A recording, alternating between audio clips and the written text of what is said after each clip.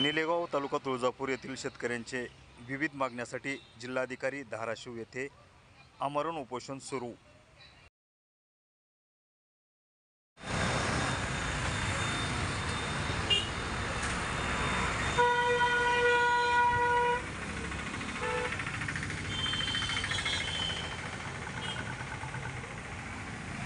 काय सांगाल उपोषणापासून काय मागणी आहे?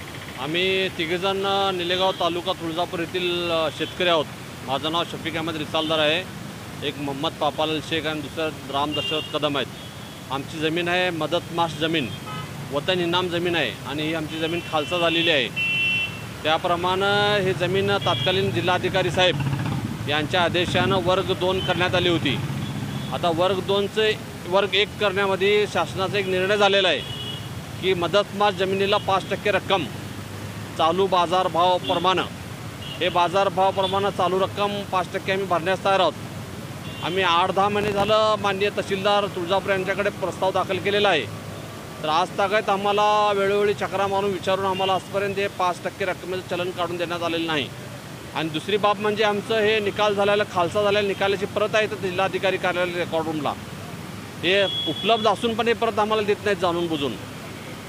तरी ह्या 2 आमच्या प्रमुख मागण्या आहेत। तरी आपल्या चॅनलच्या माध्यमातून जिल्हाधिकारी साहेबांना विनंती करतो की आमच्या मागण्या लवकरात लवकर पूर्ण करून आम्हाला सहकार्य करावं, हीच आमची विनंती तुमच्या चॅनलच्या माध्यमातून करत आहोत। मागणी मान्य नाही झाली पुढील भूमिका काय असेल? मागणी मान्य होईपर्यंत आम्ही इथंच बसणार आहोत। आपलं नाव सांगा. माझं नाव शफीक अहमद अब्दुल्ला रिसालदार।